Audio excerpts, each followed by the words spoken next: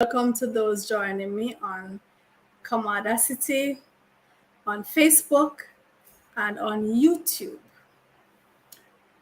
So, this morning I want to talk about the importance of having a plan in your life. And I want to share with you also a short poem from Marcus Messiah Garvey. Actually, I want to share a verse of that poem. I'm going to share it with you in a little while. And it talks about having a plan, but not just any plan, a useful plan. All life must be a useful plan. There are some of us in this world who go through life as drifters, right? Rolling stones. You know the saying, a rolling stone gathers no moss.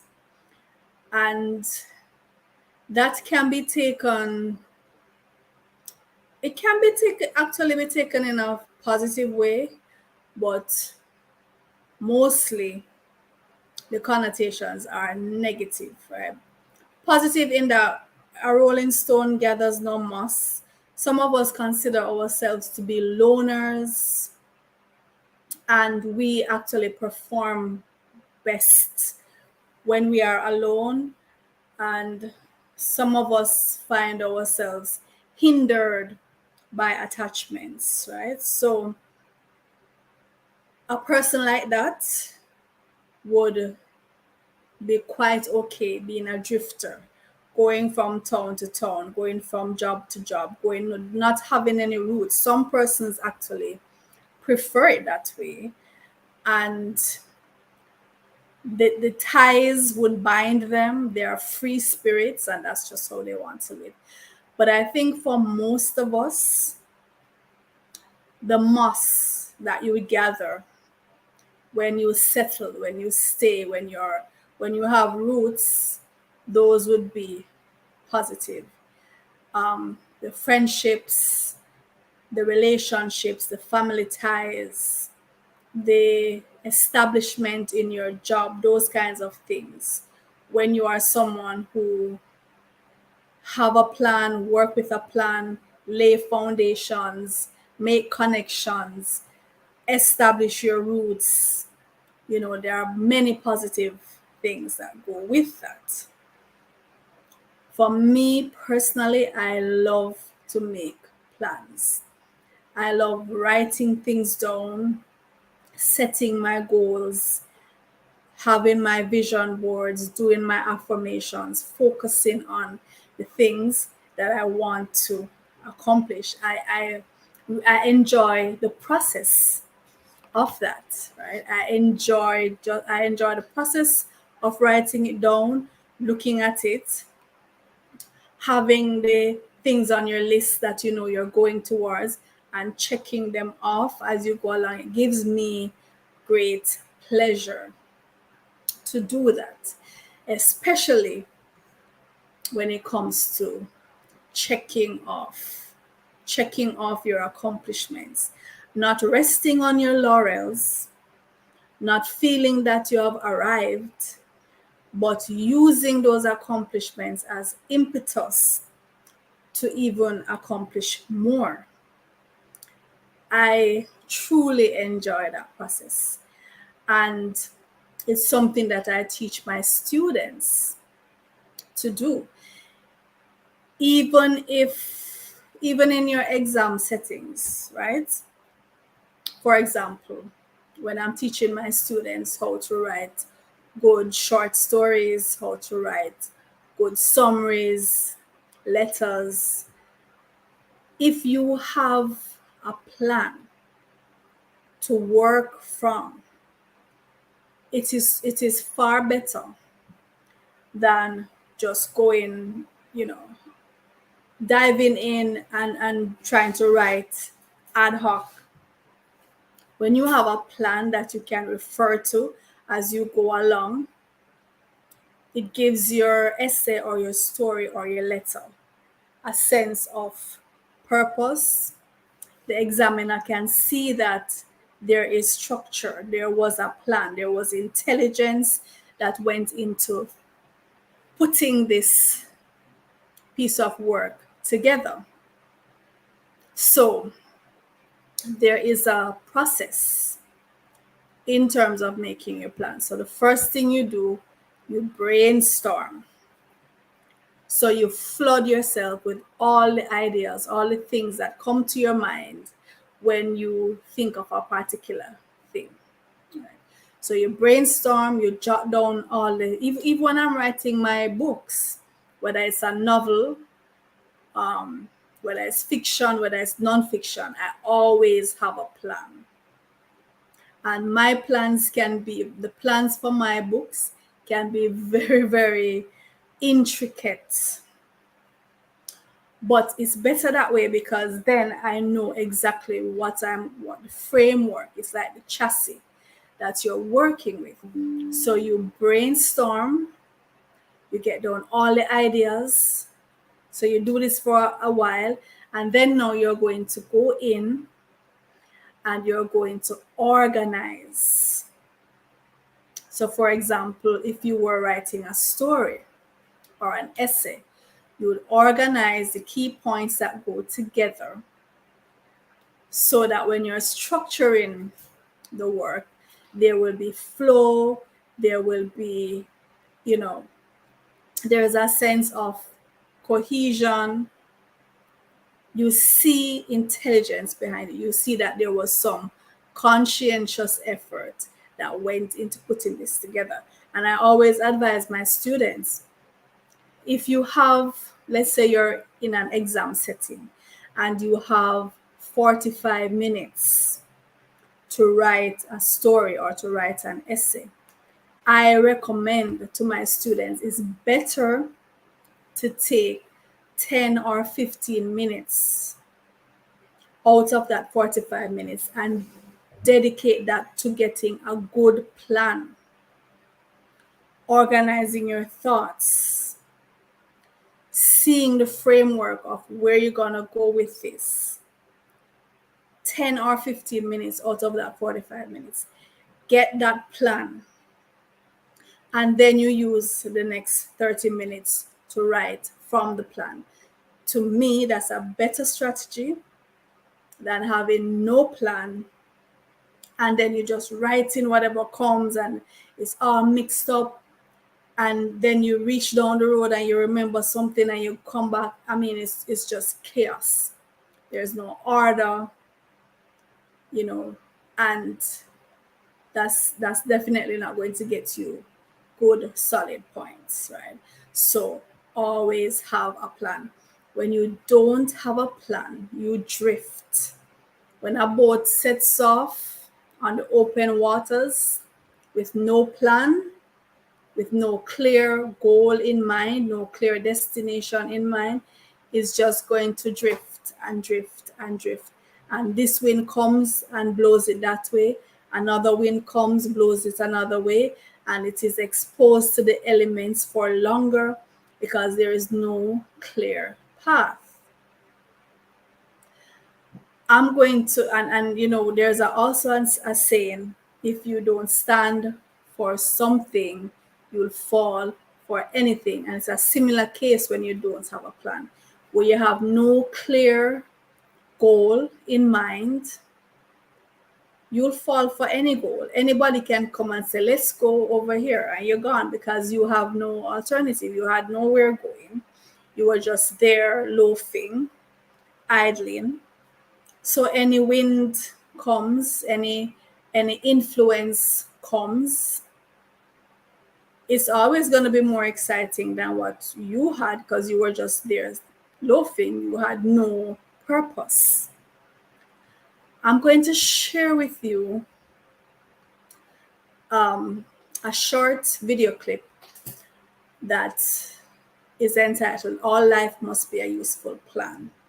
Now, this clip is from a series of videos that I play for my students. Every day I play one of those videos.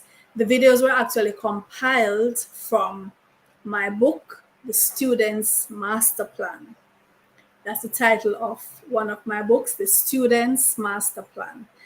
And it's a compilation of motivational passages for students.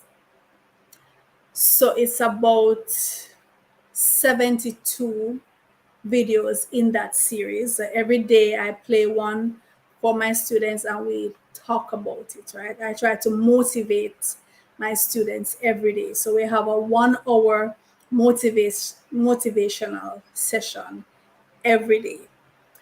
This video that I'm going to share is from that series. So when the video is done, then we'll continue our discussion.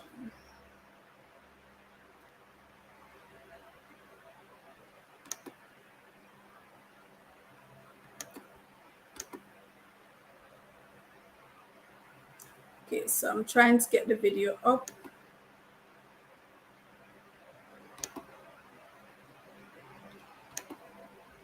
All right, so while I'm trying to figure that out.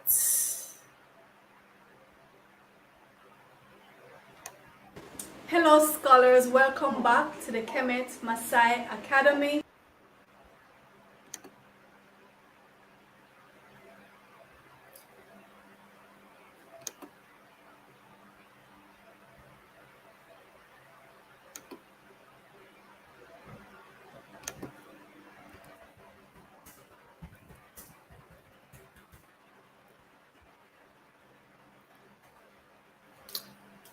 Okay, so while I'm trying to figure that out, how to get the video up.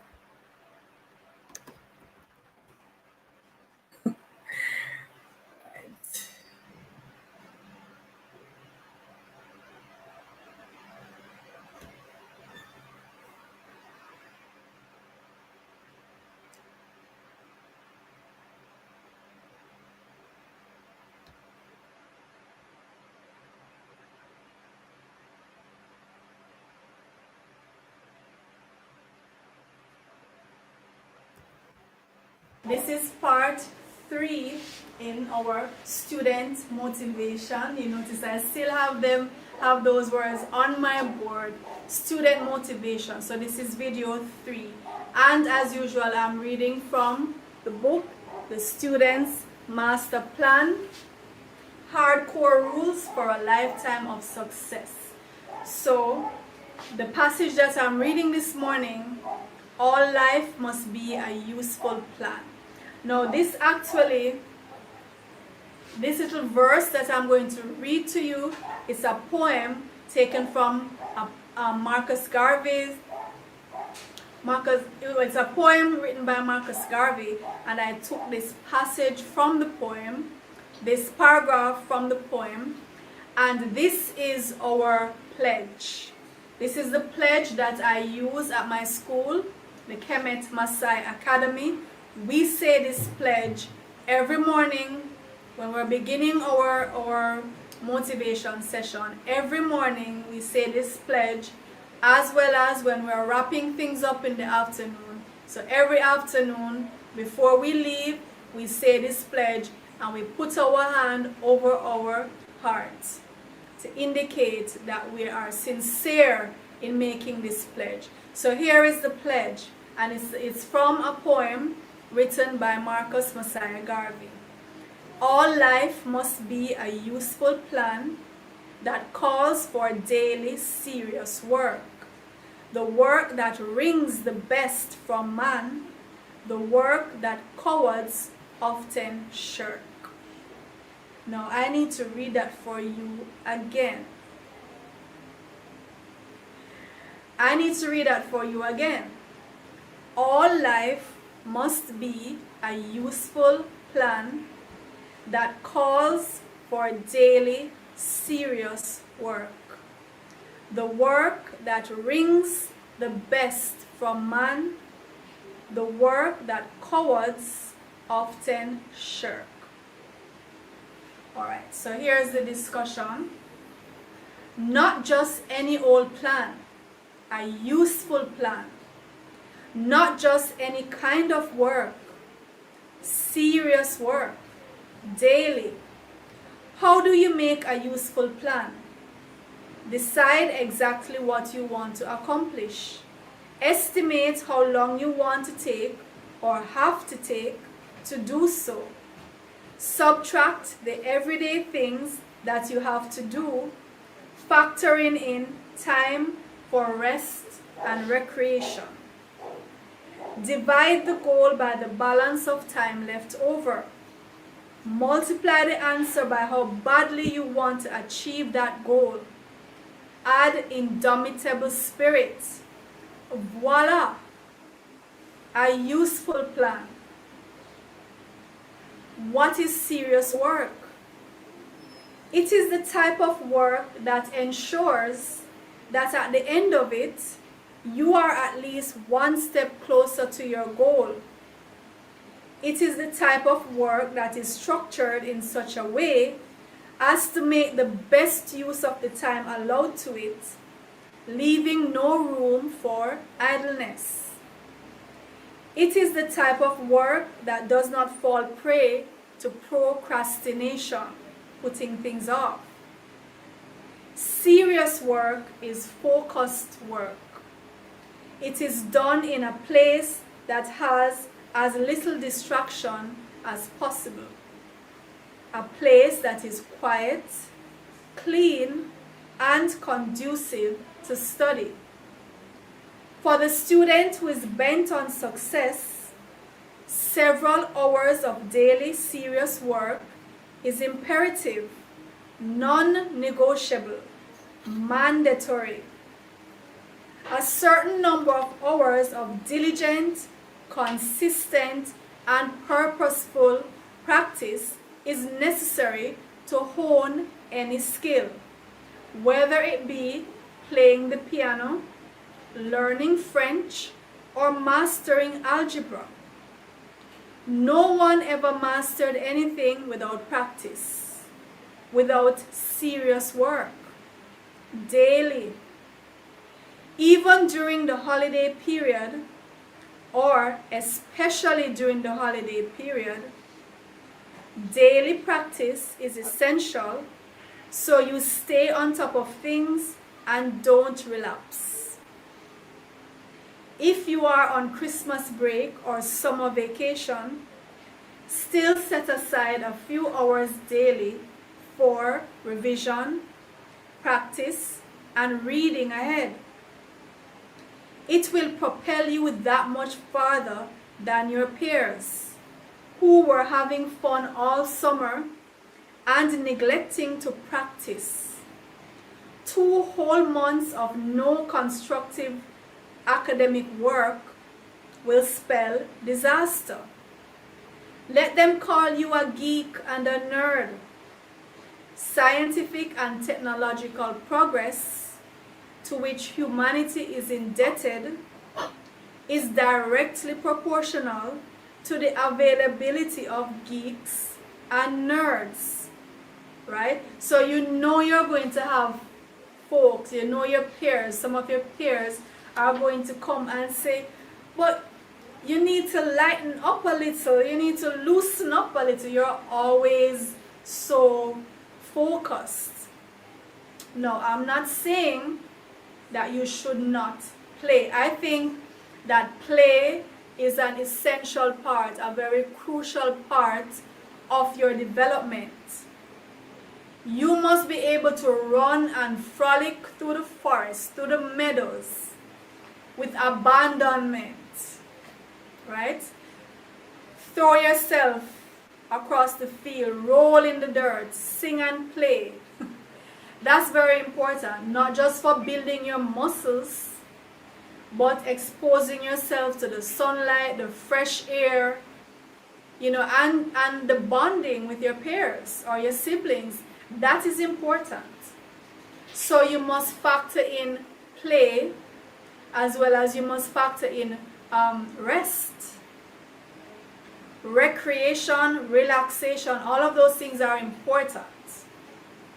However, you must also factor in time for daily serious work. And as the passage says, even if you're on vacation, even if you're on summer holidays. Now, for most students, summer holidays is 2 months or 10 weeks thereabouts. No, if you abandon your study, if you feel that summer break is just for playing and having fun and going to parties and hanging out with your friends on the beach, nothing wrong with that. But if you feel it's only for that and you must just close up the books, forget about the books, you will be sorry. When you get back to school, you would have forgotten so much, and many of what you learned, you're going to have to relearn. Because any skill takes practice, it takes honing. You can't just learn it and tuck it aside or throw it over your shoulder. It's something you have to build on. It's something you have to keep doing, keep practicing it. That's how you're going to hone the skill. That's how you're really going to know the thing.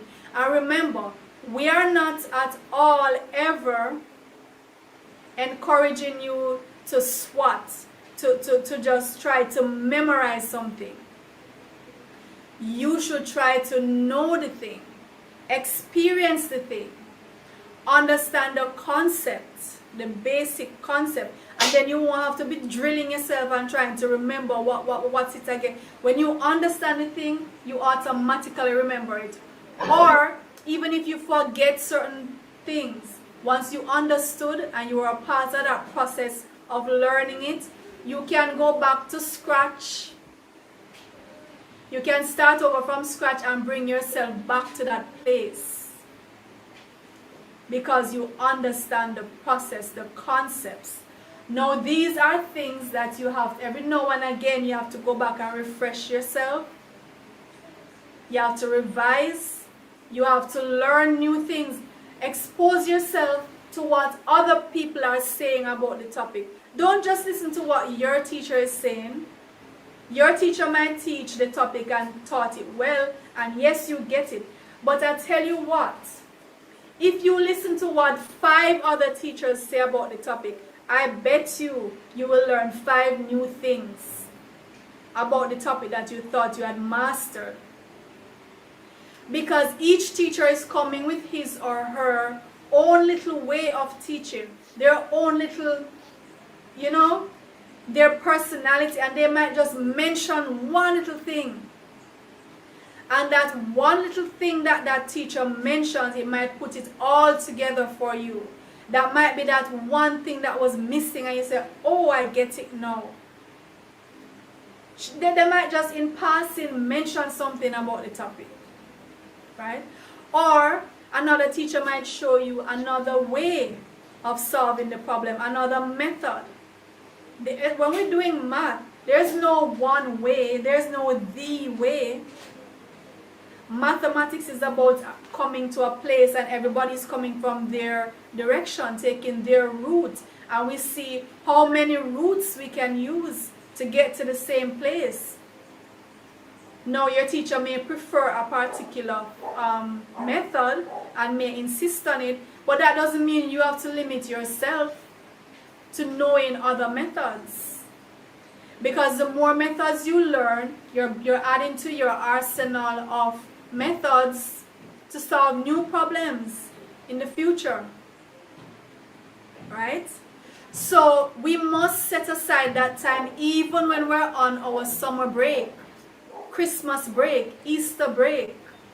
If it's even a half an hour per day or an hour per day, while you're on your break, revise something, watch a video, talk to your peers about some kind of work, right? It must be daily.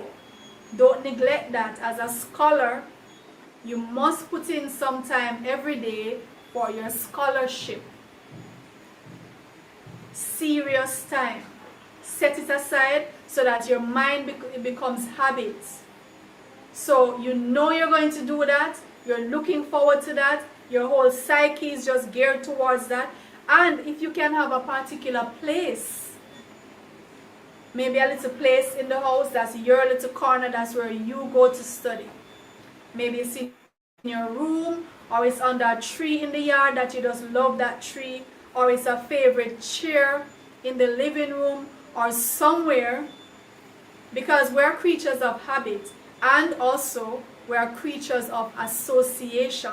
Your mind works by association. So if you get your mind conditioned to say, whenever you see me sit in this chair, or whenever you see me go under this tree, it means I'm in the frame of mind for learning.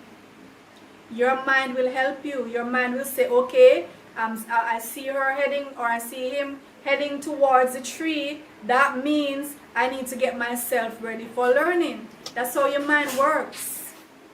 I'm not saying you can't have a random place and just go and study, sure. But the more habitual you make your study, the more your mind will work for you, because we are creatures of habits. Right? So let me just read Mr. Garvey's verse again. This is one of my absolutely favorite poems, and this verse in particular, right? And this is our pledge. This is the pledge of my school, the Kemet Masai Academy. Our students must say this pledge twice daily at least. So I'll close with the pledge. All life must be a useful plan that calls for daily, serious work. The work that wrings the best from man, the work that cowards often shirk. And you know, to shirk means to run away, to abandon your duties. Cowards abandon their duty. They abandon their work. We're not going to be shirking our responsibility. As scholars, we are going to do daily, serious work. Okay? And we're going to have a plan, a useful plan. Alright, so if you have not subscribed to the Kemet Masai Academy, please do so now, and please share this video so other students and teachers and parents can be motivated. And I'll see you in the next video.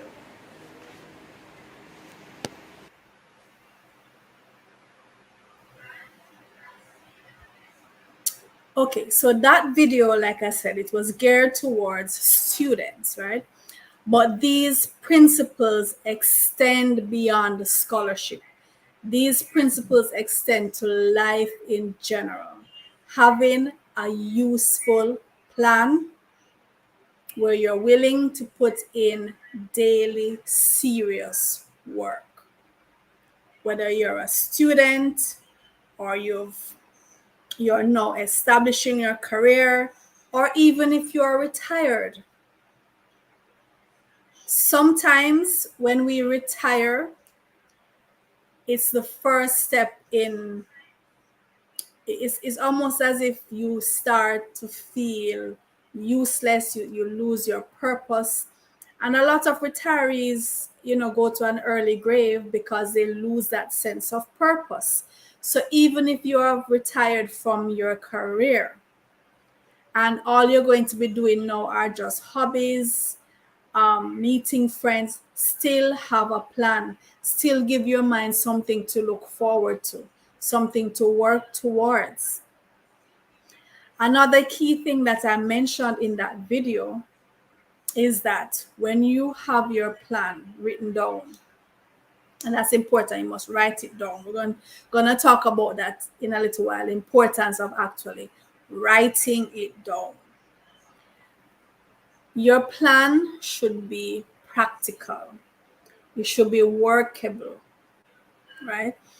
No, I am an idealistic person. I'm an idealist. And I tend to think the grand design, and I want perfection. When I'm planning, my mind is kind of geared towards the perfect thing, the ultimate thing. I'm an overachiever, and so I just don't feel satisfied in regular achievements. That's just how I've always been. It has to be something out there, you know. I'm an outlier. And so my plans will reflect that. At the same time, I try to be practical. When you set practical goals that you're able to achieve steadily in due process, it works for your psyche because then you're able to check off, you do little steps, you check off as you go along, and it builds your confidence, it builds your morale, you know, it gets you excited, you look forward to the next achievement. If you make your plans too outlandish and impractical, and then you end up not achieving, not being able to check off, that could work against you, in that you start to feel like it's just never going to happen, you're never going to achieve. So at least, especially in the beginning, set smaller goals, be realistic in terms of the timeline that you're giving yourself to accomplish these goals. Make sure that you find out what you need to do in order to accomplish the goals. Whatever you set down to say, this is what I want to do, this is what I'm going towards, find out what is it going to take. You don't just want to have a dream and it's up there in the air floating. You want to have dreams and goals that you're seriously going to go towards achieving. And so you need to find out. You can't start off and say, well, I want to be an engineer. I visualize myself as an engineer. And then you don't even find out what are the requirements. What subjects am I going to need to have? What exams am I going to need to take? How many years of study? How much money am I going to have? Who will fund it? You have to find out what is required in order for you to achieve the goals that you set, if you really want to achieve them. And then you have to go towards each of those requirements. You have to go towards them and ensure that you meet them. If you want to own your home, you want to buy a car, you want to travel, these can't just be empty dreams floating in the air. If you're really serious about what you want to do, first of all, write it down. Write it down, preferably in your own handwriting. That's my preference as a writer, and as a spiritual person. I feel that when it's down in my handwriting, that gives more. That's me. That's my spirit going to it. That's my intention going into it. But if you're not so inclined, sure, you have your planner, your online planner, whether you have it on your device or wherever. But put it in writing in some form. Have it there where you can look at it. And if you can even get a picture of it, a picture of the thing or something that represents the thing, to look at it. And this is why I always encourage persons to have their vision board, right? Because when you have your vision board, then it's something that you can look at. It's something that you can have to look at, and you see the thing, you're visualizing the thing, you're giving your mind something to work towards. So write down your plans. Write down your plans. You can set a time frame depending on what that particular goal is. You can have daily goals, weekly goals, monthly goals, a 1-year plan, a 5-year plan, a 10-year plan, a 100-year plan. It all depends on what the thing is, and just how you decide to approach life. All of us, when we're little, the typical question that people ask, what would you like to become when you grow up? What would you like to be when you grow up, right? And there are some typical responses that children will give, because children in this stage of your life, they're not exposed to life. They don't really, so they're gonna go with the usual suspects. Oh, I want to be a doctor, I want to be a lawyer. The modern child now is gonna throw in even some more fancy terms. I want to be a paleontologist, right? I want to be an astronaut. So they are throwing these things in, but at the same time, we have to understand that they are children, and as they grow, their plans will change. Yes, I'm a guru. The 100-year plan. I remember listening to a speech by Dr. John Henrik Clarke, great African historian, and he was saying we need to start things today that will take 100 years to complete. Just as our ancestors started the pyramids, they started building the obelisks and all these monumental structures that took decades to build. It just shows the vision that they had. So Dr. Clarke was saying we need to start things today that will take 2 or 3 generations to complete. That's the kind of vision that we need to have. If you start it today and it takes 100 years to build, right? So Dr. Clarke was saying if we know it's going to take 100 years and we start it today, we only have 99 more years left. But if we never start it, we never know when it's going to end. If we never start, we never know when it's going to end. If it takes 100 years and you start it this year, at least you know we have only 99 more years.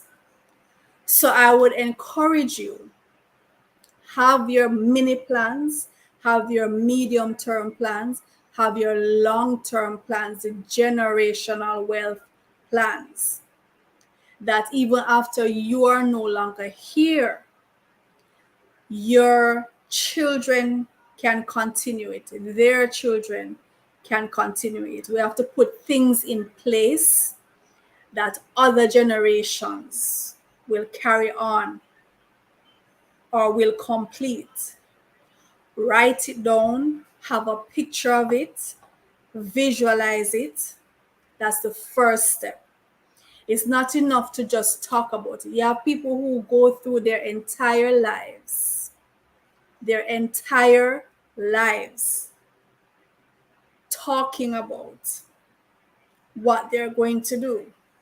Oh, I'm going to do this. Oh, I'm going to build this. Oh, I'm going to execute this. And they talk, and you see them next year, they're talking about the same thing. You catch them 5 years down the line, they're still talking about.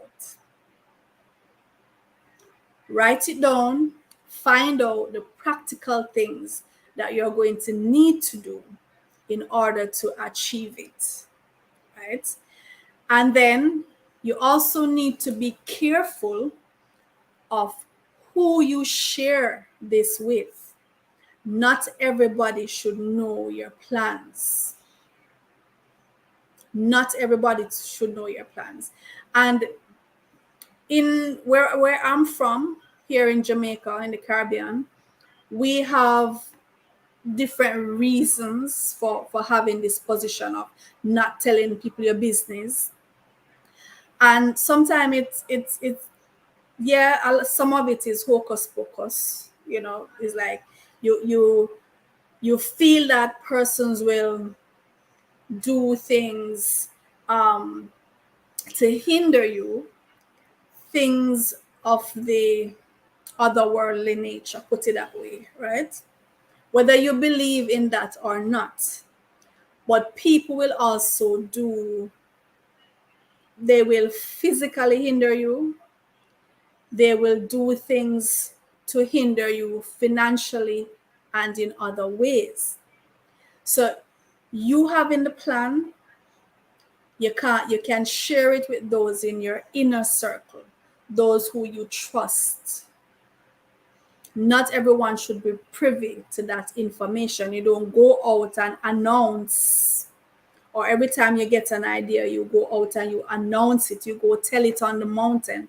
Not everything must go and tell it on the mountain, at least not in its neonatal stages before it's even formed properly. Give your dreams a chance to form, to take root before you go and announce, because I'm sure a lot of you can vouch for this. Many times you have announced things prematurely and they never came to pass, and you're wondering, but it felt like such a sure thing. Why didn't it come to pass? It could be just from the fact of you announcing it to persons who were not really for you. And sometimes just their bad intention, just their bad vibes towards you is enough to derail your efforts. Just the whole, sometimes you share your achievements with someone and just their vibe kind of pull down your vibe, just the way they're not genuine even in telling you congratulations, and you just pick up on that. So when you have decided what your goals are, what your plans are, be careful about who you share this with. Sometimes it's better to even keep it to yourself, not even your inner circle. You should tell until you are at the point where you can announce the thing has come into being. Not that you're going to do it, but after you have done it and you have it to show, let it speak for itself. Right? So that you need to be careful. When you make your plan, you also need to go back and revise and update it. Because listen, we are humans. We're trotting through this world. We're experiencing life daily, and we change as we grow. Your mind is gonna change about things. You might no longer want to achieve certain things. You might want to achieve new things. Just like with the child, you ask the child at 8 years old, what would you like to be? And they tell you all kind of fancy this and fancy that. You check back the child in fifth form, 15, 16 years old, more than likely they will have changed their minds. And you check them back again another 3-4 years, they may have also changed their minds because they have lived, they have grown, their horizons have expanded, they have been exposed to new possibilities, new passions. And yes, you don't need to feel that because you said you were going to do this, or because you said you wanted that you have to stick with it. Stick with it until the point where you no longer want it. You're no longer passionate about it. And then you change it.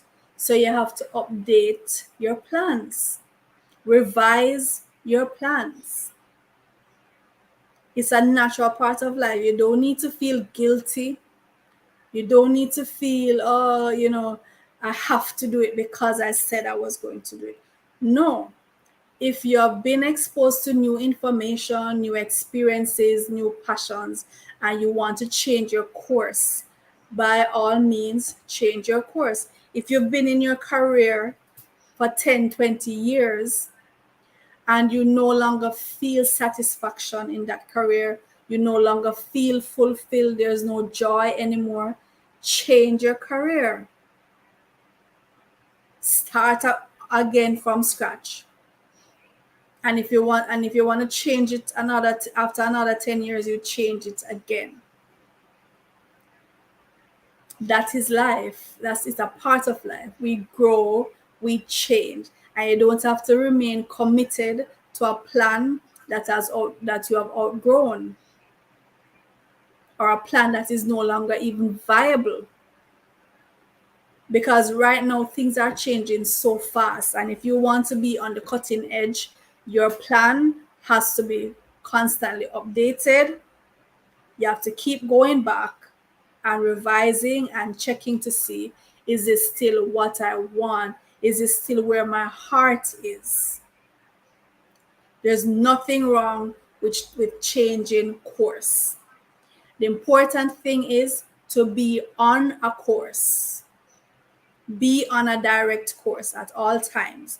But if something happens and you want to change it, just go back to the drawing board, make a new plan, or adjust the old one. There should also be moments where you stop to celebrate your laurels.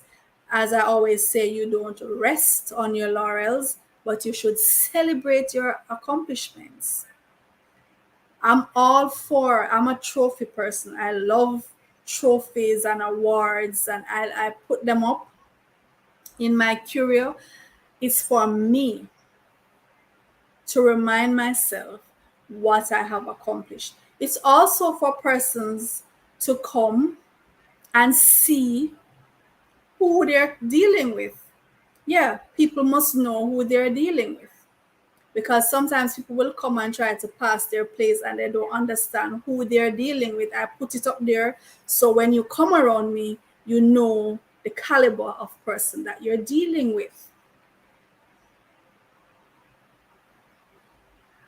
That's important, right? So along the way, and don't allow anybody to tell you that, oh, you're show off, you're pushing things in people's face.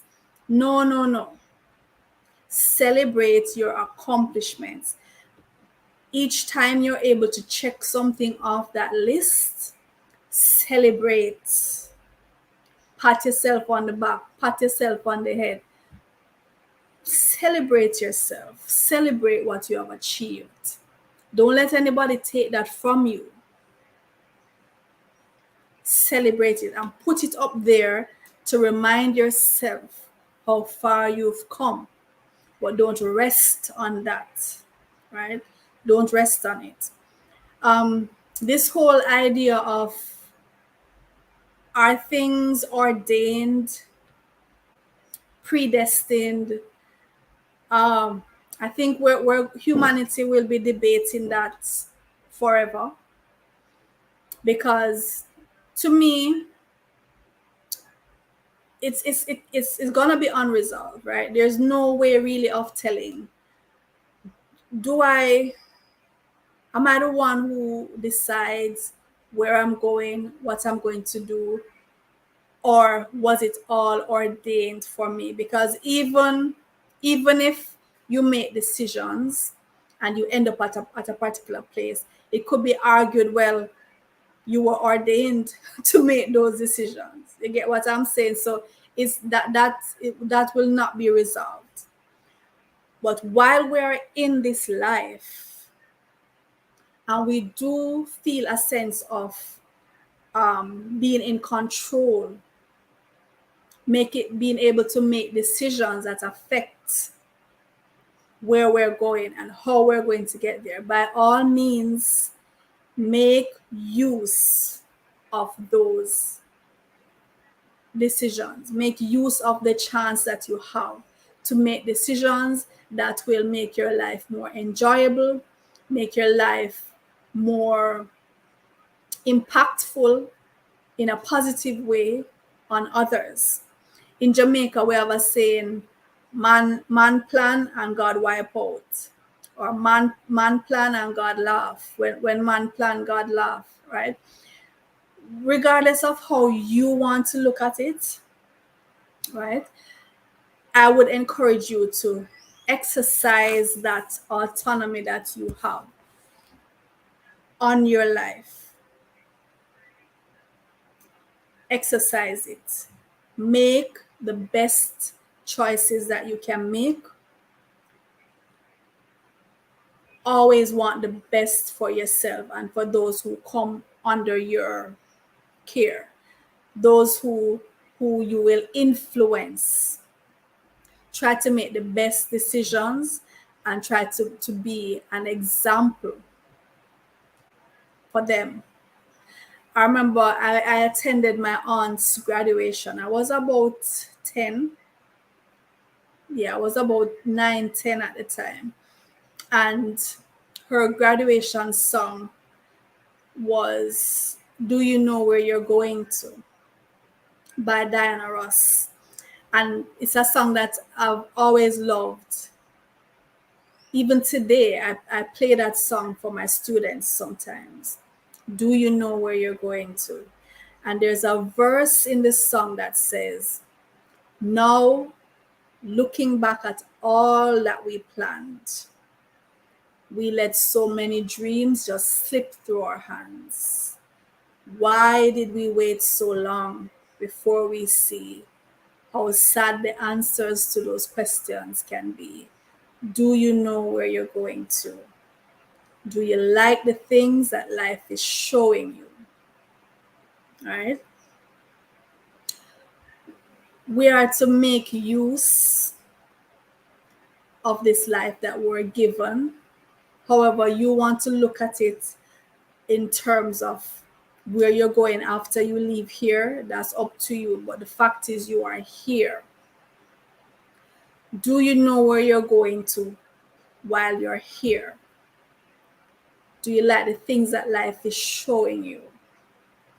When I see my classmates, my former classmates on Facebook, and I'm looking at their posts and what they've accomplished, it makes me feel so good because I remember us as schoolgirls in the 80s, so carefree, and we would talk about all these things that we're going to be and what we're going to do. And it pleases me when I see my former schoolmates, what they have been able to achieve, how they have risen. I mean, not all of them have.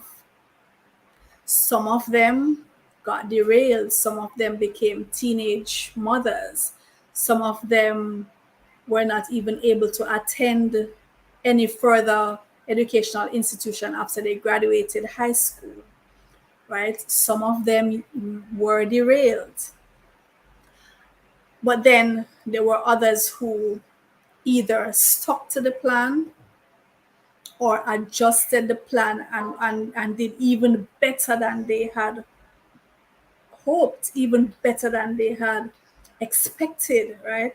I see my former classmates, some of them are heads of companies, some of them are established in their professions as physicians and doctors and engineers and writers and psychologists. And it pleases me to know, because I remember us as giddy young girls being infatuated by movie stars and singers and giggling, but at the same time we had our plans, and the ones who were intentional and the ones who stuck to the plan and didn't allow anyone to take us off course, we now can show this to our children and to the youngsters. A lot of these young ladies now give back to the school as part of the Old Girls Association, the Past Students Association, now being now in the position to give back to the institution, to donate things, to mentor the young girls now. And this pleases it pleases me a lot, right? It pleases me a lot. So let me ask you the question.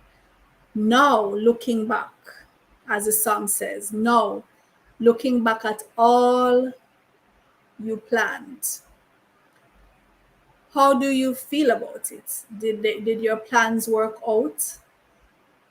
if they worked out, was it purposeful or was it accidental? Do you see the clear path that you followed? Do you understand why the plans worked? Are you able to impart this knowledge, this wisdom to those coming, whether it's your biological kids or your nieces and nephews, your godchildren, any child in your realm of influence? Are you able to outline for that young person? Follow these steps. These are the steps I followed. These are the steps that worked. Or did you just end up at a place and say, hey, I mean, I'm not doing too bad, but I can't really tell. It seemed to have been by accident. Was it accidental or was it purposeful? And for those who look back and you didn't follow the plan for some reason, for whatever reason, are you aware of why those plans didn't work out? Right? How is it that you started off this life with so many dreams, so many hopes, so many goals, and you're now in a place where you haven't really accomplished anything? Are you able to say to yourself why this happened? Are you able to impart this wisdom, this knowledge to the youngsters in your life to say, don't do this because you more than likely will be derailed? Because you see, in living, I believe in living, we should be able to impart that wisdom to those who are coming behind so that every generation doesn't come and just have to relive those cycles, being caught up in those cycles, those negative cycles, those vicious cycles. We have to break the cycle, and we break it by having learned. We hand down the wisdom to those who are coming behind us to say, do this or don't do that. I see it as my duty. I don't know how you feel about it, but I see that as my duty to impart that knowledge, that wisdom to those who are coming after me. And this is why I said the video that I shared with you this morning, this is a video from a motivational series. Every morning, I play one of those videos for my students, a motivational session. What's in your hands, right? What's in your hands? All life must be a useful plan, as Mr. Garvey says. All life, not some days, not holidays, not weekends, every day, daily, serious work. This is something I cherish to my heart. Like I tell you, this is the pledge that my students say every day, twice a day. All life must be a useful plan that calls for daily, serious work. The work that wrings the best from man, the work that cowards often shirk. Don't be one of them who shirks your duty. You have a duty to yourself, not to be a drifter. You have a duty to yourself to outline where it is that you want to go in this life. Propel yourself into the future by having goals, by having a plan, by giving your mind something to work on, steadfastly moving in that direction. Don't drift, and then any wind that comes, it takes you where it wants to take you. Don't be a drifter in life. Whether you're going to set out on a steam boat, a rowboat, a canoe, a powerful engine vessel, whatever kind of vessel you're setting out on, one that's going to take you days, one that's going to take you years, have somewhere specific that you're heading. Guide that vessel, point it in a direction, and let that direction be one of positivity, upliftment. That's my encouragement to you today. Write down your plan. Don't just talk about it. Get your pen and paper. Write it down. Go back to the list.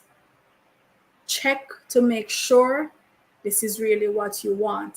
Find out what you need to do in order to accomplish each of those things on your plan.